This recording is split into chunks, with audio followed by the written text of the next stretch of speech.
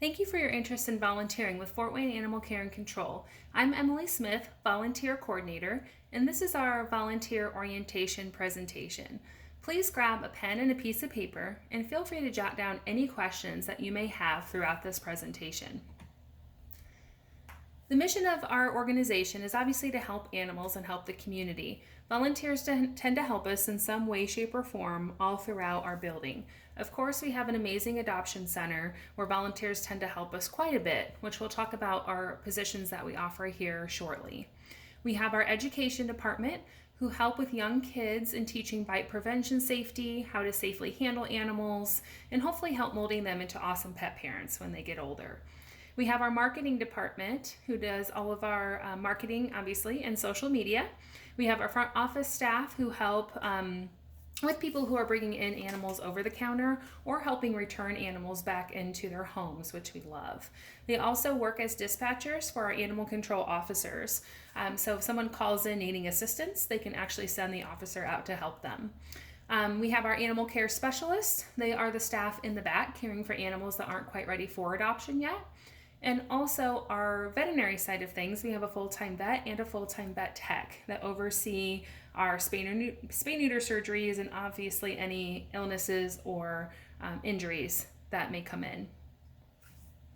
We are a city-owned organization, so we do follow these city policies. There's no tolerance for any sexual harassment.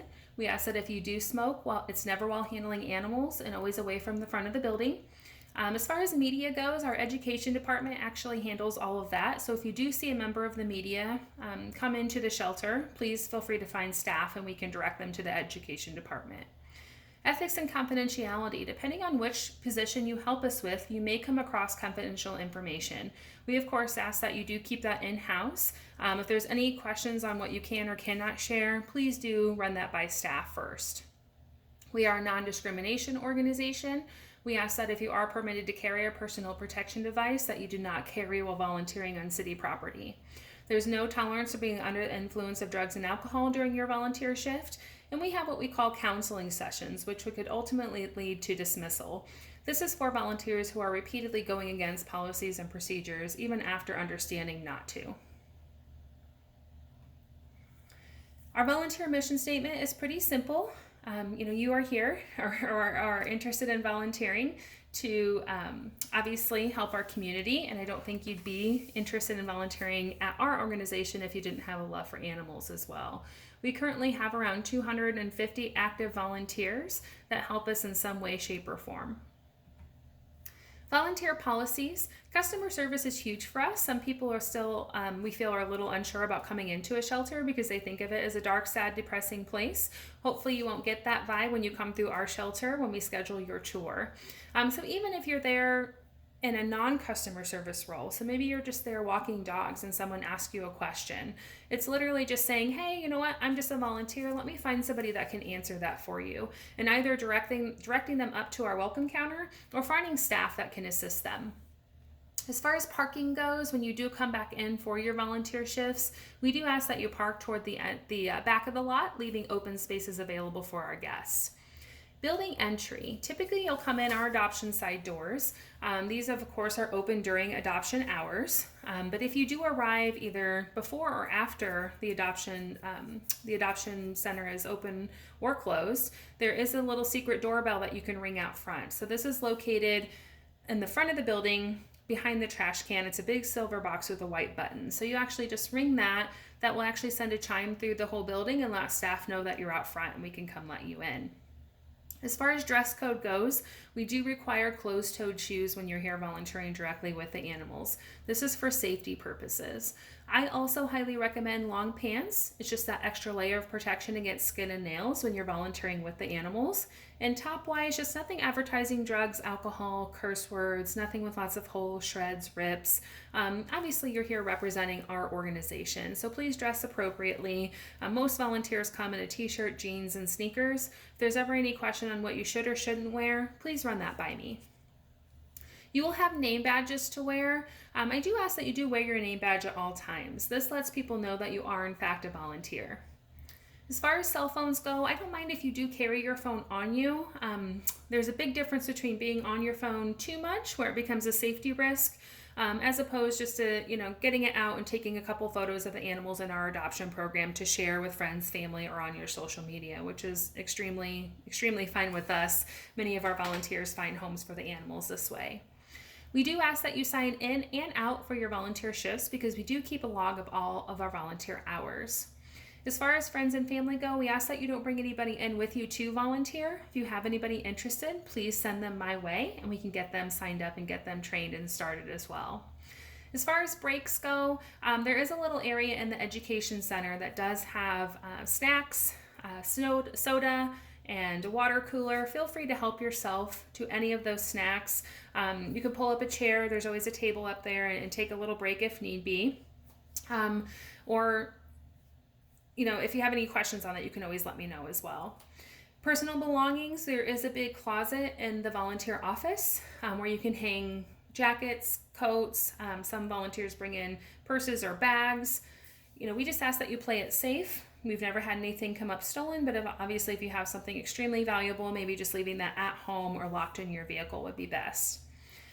As far as holidays go, volunteers are not expected to come in on holidays if that is your day to volunteer, although staff will never turn you away if you want to come in and help. So please let me know if you're planning on coming in on a holiday and I can make sure that information gets relayed to staff that are working that day.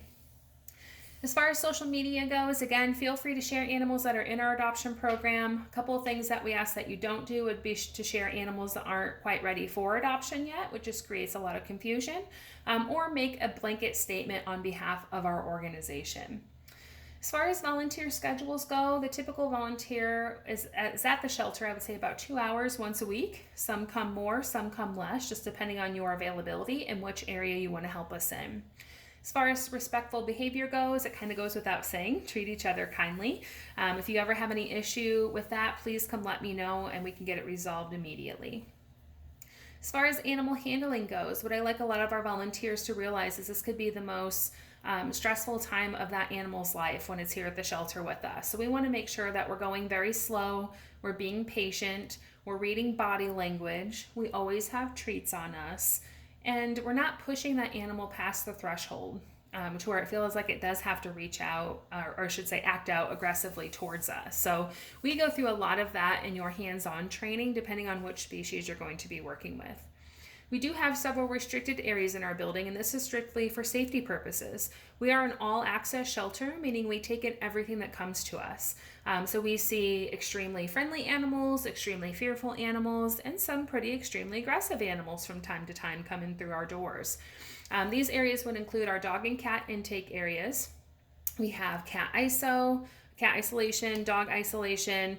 We actually have a dangerous dog area. This would be where if we have a dog that staff can't safely handle, we can get them set up in this area and safely be able to clean their kennel, give them fresh blankets, toys, water, toys, all through the use of guillotine style doors so everybody's staying safe. We have our triage area where surgery takes place. And lastly is our euthanasia room for obvious purposes there. We are a shelter that does have to pursue euthanasia at times, but we are very thankful that each year our numbers do continue to go down with more adoptions, rescue partners, funding, you name it. We're always trying to look for ways to save lives, which is obviously working, and we can always strive to do better. As far as euthanasia goes, many people ask if there's any time frame for our adoption program. The answer is no. Animals can stay in adoptions with us as long as they need to. The only time we'd ever have to pursue euthanasia for an adoption animal would be for very extreme circumstances. It's nothing I ever make a big announcement about to our volunteers, but I'm always very truthful with you as well. So if you do have any questions over euthanasia, you start to struggle with it, you have any emotional stress around decision making or the process or anything like that, please come let me know so we can chat about it. Same goes with complaints or even suggestions. I'm always open into ways to grow our volunteer program. We chatted a little bit about dismissal, on the slide before, but obviously, we're always here to help you through the process. So if you're struggling in any area, please come let me know. We'd love to provide more training or chat about different ways for a solution. These are our volunteer positions. We have cat care assistants. These volunteers come in the mornings and care for all of the cats in our adoption program. So they are feeding, watering, scooping the litter pan, socializing the cats, fluffing blankets, you name it, they take care of it in the mornings, which is awesome. We have our Kennel Care Assistance. So that's kind of the same concept, but for our adoption dogs. Volunteers come in the mornings, let them out to go potty. They're scrubbing kennels if need be. They're, laying fresh blankets, toys, and of course getting to socialize the dogs. We have small animal assistance. Many people don't realize that we do have small animals that come into the shelter as well. Most commonly rabbits and guinea pigs, but we do have mice, rats, gerbils, hamsters, ferrets. We've had chinchillas and birds. All kinds of little ones come in. Even if you're not comfortable handling, 2 or 3 of these species, but you love rabbits and guinea pigs, please feel free to reach out about this position, because that's the majority of what we see, and we can always make arrangements for the other species if they happen to be there on your day to come in. Our Welcome Our volunteers greet everyone as they come in and help them through the adoption process. So they help our guests fill out the adoption profile and help explain to them what will be happening next in their in their adoption experience. So they'll be able to answer a lot of those basic questions that guests may have about the adoption program or about animals, and they also stay in close contact with our adoption staff as well. We have volunteer adoption counselors. So these volunteers come in and they help make those matches. So they get handed approved adoption profiles. They take people interested in cats right into our cat rooms. And we have 2 separate little interaction rooms for our dogs that people can meet with the dogs and decide if it's going to be a good match or not. From there, we do same-day send home. So if everything's working out, the animal can actually leave that same day, which is pretty awesome. The animals are already spayed or neutered, vaccinated, microchipped, dewormed. They're ready to go. So volunteers can actually facilitate that send home process as well. Dog rotators. So volunteers interested in helping with the dogs, I typically have them start in the dog rotator position. What this means is all of our dogs are wearing collars in their kennels. That's hooking a leash to a collar, walking them down our adoption hallway out to a little exercise courtyard. So I do this for a couple of different reasons. One, it lets me know, can the volunteer understand and follow all of our procedures to keep you safe and the dog safe? And can you handle all the dogs in our adoption program? Which seems kind of simple if you've had a lot of experience with dogs, but I think one of the biggest misconceptions about people coming in is the diversity of dogs that we see in our adoption program. We could have anywhere from kind of obnoxious 100-pound plus dogs all the way down to terrified 10-pound dogs and everything in between. So again, it's kind of being realistic with yourself and knowing what you can and cannot handle to make sure, again, everyone is staying safe. From this position, you can graduate to a dog walker. The main difference is, obviously in our dog walker position, you're actually taking the dogs out the front door, across the parking lot, out to our fenced-in grassy pooch playground, which is amazing. It's divided up into 3 different sections, so this is where we could essentially have 3 different dog and volunteer teams out there at once. But the main difference is our leashes double as harnesses, so it's looping a leash around looping the leash around the torso, feeding it back through, and it actually becomes a little harness for our volunteers as well. A dog getting loose in the adoption hallway, not super ideal, but at least they're confined. A dog getting loose outside can be very dangerous, with Hillegas Road extremely close, right up there by the shelter. Offsite Cat Assistance. So we have 3 Offsite Cat Adoption Location Centers. All 3 are located inside Pet Supplies Plus pet stores, kind of spread all throughout Fort Wayne. These are our adoption cats that actually live inside these stores in little kitty condos until they get adopted, which is pretty awesome. So we have volunteers show up every day of the week directly to the store and care for these guys. We have Kitty City off Coldwater Road. We have Whisker Village at the corner of Stellhorn and Maple Crest Roads. And our newest location is in the store off Jefferson Boulevard, and we call it Meowtown. So this has been a huge life-saving, means for us to be able to get these kitties out of the shelter to where many people may not have known that, they were for adoption. Laundry and dishes add up tremendously throughout the shelter. We are very fortunate that we do have volunteers that come in just to do laundry and dishes for us, but even more fortunate that about 90% of our other volunteers are cross-trained in how to do this. So even if you were there walking dogs and maybe there only happened to be 5 dogs in the adoption program at that time, and you say, hey, I have an extra 20 minutes, what would you like me to do? Majority of the time it's always going to be, hey, do you want to go back and check laundry and dishes? Because there's usually always something that can be done back there. We have surgery assistants. These volunteers work right alongside our vet and our vet tech back in our triage area. So we have volunteers that do anything, or I should say anywhere from clean, sanitize, sterilize surgical instruments to prepping animals for surgery, which would include nail trims, inserting microchips, shaving and scrubbing the surgery site, to another volunteer who's in the surgical suite with our vet, who's helping monitoring the patient, assisting the vet, and just that extra set of eyes and hands in there makes a big difference sometimes. We also have another volunteer that works with Wake Up and Recovery, and is also kind of a floater as well. So they may be restocking things, maybe cleaning some kennels after the animals go back to their original kennels, and just kind of helping out where need be. There's no previous experience necessary for this position, but I also want all of our volunteers to realize that you will be exposed to blood and needles in this position as well. This is a photo of our cat isolation area. It's made up of 8 stainless steel cage banks, and we use this area to isolate cats that have, that are showing symptoms of upper respiratory infection. So that's going to be kitties that just aren't feeling very good, almost like a kitty cold. They could be sneezing, have eye or nose discharge, and just overall, again, not feeling very well. Upper respiratory infection can spread like wildfire in a shelter environment, so it's important that we get these kitties, get them in here, get them started on some medication, and then we have volunteers come in, which make a huge difference for these guys. They clean and tidy their area, they get them out and socialize them, so they're not just having to recover in these little boxes. They actually get to get out and run around and spend some time socializing with the volunteers. We have cat socializers. These volunteers come in and they go through and work with all of the cats in our adoption program. Many go in and pet and play with the cats. They can take in interactive toys. They can take in brushes. Many of them work with treats and actually helping condition the cats to approach people as they come in, which essentially can help their adoption chances. You know, a lot of people like when the cat picks them, which is kind of cool because we can help condition the kitties to be more comfortable around people. Dog Playgroup. So we had the group Dogs Playing for Life come in last summer and teach us how to successfully run dog playgroups at our shelter. We divide the dogs up into our gentle, dainty players versus our rough and rowdy players.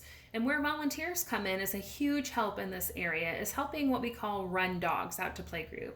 So staff will direct you of who to go get in the building, bring them out to group, and then maybe bring someone else in, or maybe even walking dogs in between. As your confidence level grows, and depending on the comfortability of you and the staff and playgroups, you may actually be able to work yourself up as a handler in the yard. We have several events throughout the year that we could not do without our volunteers. These are kind of spread all throughout the year, and typically what I do is new volunteers get added to our volunteer email group. This is the easiest way to communicate, where you will get all the information about anything happening in the volunteer department. Events are included in that. There will also be a hard copy sign-up sheet on the volunteer office door as well. So if there's ever a time where you can make one of these events, we'd love to have you out. I am in charge of the foster program as well, so this is my plug. Typically, it is kittens that we are looking for foster homes for. Kittens stay out in foster until they're 2 pounds, and we supply all of the training, all of the supplies, all of the medical needs. I mean, you name it, it's covered. You literally provide a space outside of the shelter to love and care for and socialize these kittens, which makes a huge, huge difference for us. There are times where we have adult dogs or puppies, sometimes even rabbits or guinea pigs that need foster homes. So if that's ever anything that you're interested in, please let me know. I'd love to meet with you. Even if you can't do that in your home currently, please share the word, because we can always use more homes to get these animals into until they're ready for adoption. Safety is extremely important to us, obviously, to make sure that we're keeping our volunteers safe. It's extremely important that you report all accidents and injuries to me, no matter how minor they are.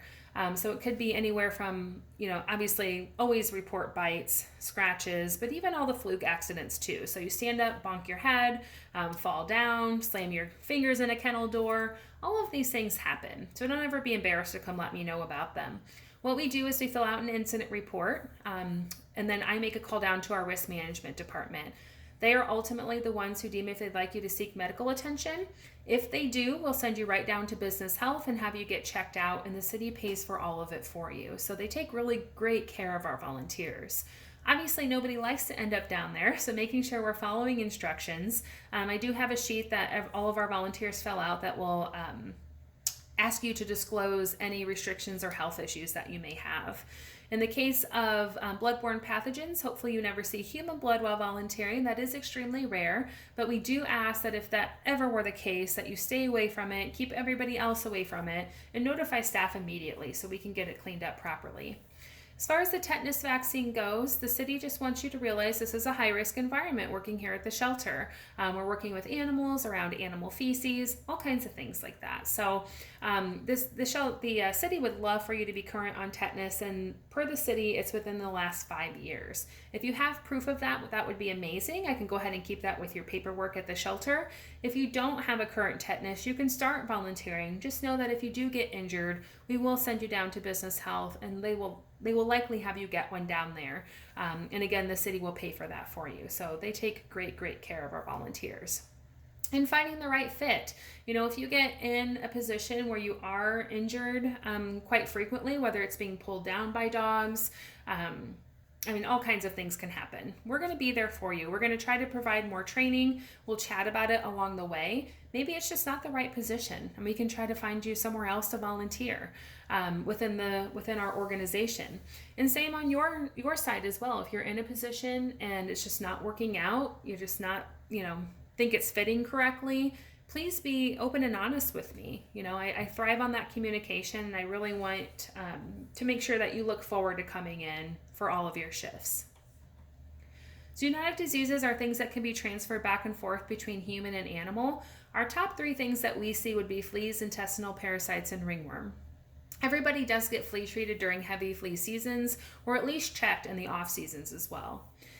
Intestinal parasites, everybody's getting dewormed, so hopefully we're taking care of the majority of those. As far as ringworm goes, we would never knowingly place any animal with active ringworm up into our adoption program, so hopefully you're never going to see that either. The rest of the examples on this slide here are pretty extreme. These are outlined a little bit more in your volunteer manual, but if you should ever have any questions on these, please come let me know. And that's why it is very important that you're always reporting accidents, injuries, and always washing your hands. Again, I know that seems so simple, but just take those few extra minutes and scrub your hands and always report things, and you'll be just fine. Natural disasters or chemicals. In the case of a fire, we want you out of the building. We do have a meeting place where we'll all meet to make sure that everybody's accounted for, and we don't want you frantically running around grabbing animals or trying to open cages. That can just make things more dangerous.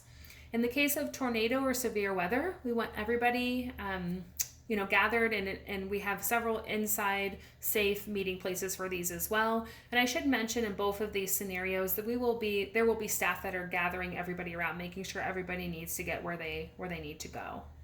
Material safety data sheets. If you're in a cleaning position, we do use a variety of cleaners. We will make sure that you're trained in the dwell times and the safety of handling each and every one of these. Animal receiving. So how do animals come to us here at the shelter? We have owner surrenders, meaning I can't keep my animal anymore, so I have to surrender it. We have quarantine periods. So we do house bite quarantines at the shelter. That's again why it's extremely important that we don't have volunteers just wandering around the building. Protective custody, abandonment would fall underneath of this, or if somebody's turning in somebody else's animal, we hold them for a respected amount of business days to give the owner a chance to come in and claim. As far as strays go, it kind of depends on the species. So for cats, if they come in with identification, we hold them for 3 business days to give their owner a chance to come in and claim. If they have no identifications, they are automatic candidates for adoption, transfer, rescue, or our community cat program.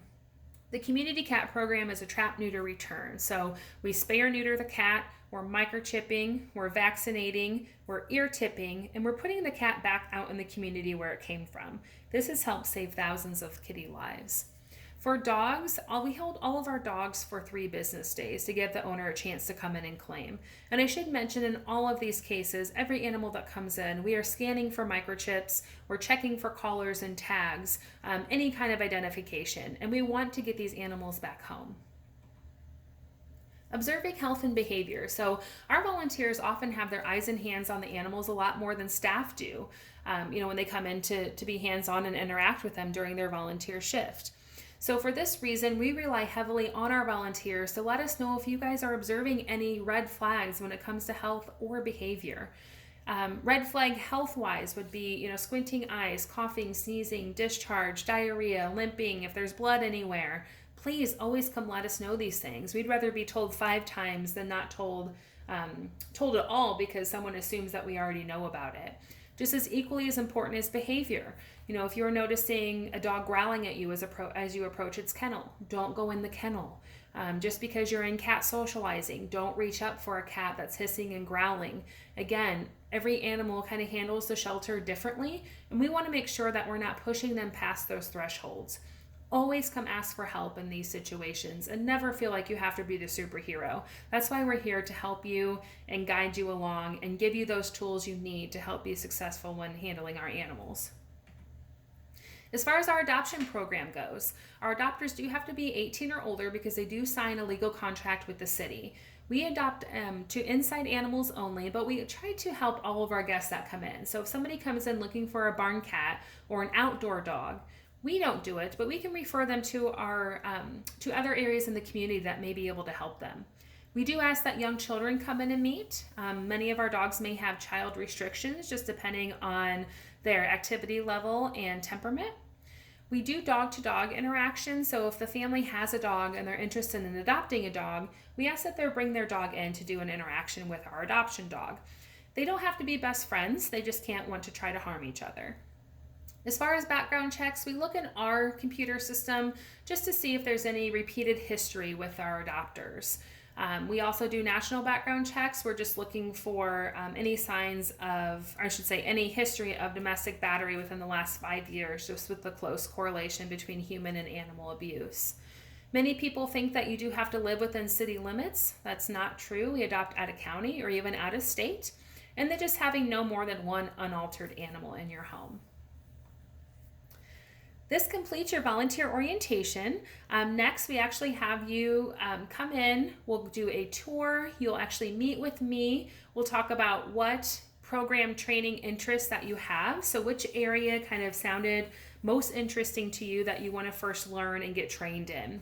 From there, you will schedule a time for you to come in either with myself or a trained volunteer to go over everything you need to know in that area. From then, we actually have you come in and complete what we call an independent session. So completing that training, or I should say coming in and volunteering in that position by yourself, and then giving us that feedback. Do you need more training? Do you think you have it down? Just giving us that feedback so we can help make sure that you know what you're doing, and again, not setting you up for failure, and making sure that you understand everything. Of course, we cannot do what we do without our volunteers. You guys are awesome, amazing, wonderful. We can't thank you enough. And like I said, if you have any further questions, please feel free to reach out to me, and I am more than happy to answer those for you. So thank you again, and thank you for your interest in volunteering with Fort Wayne Animal Care and Control.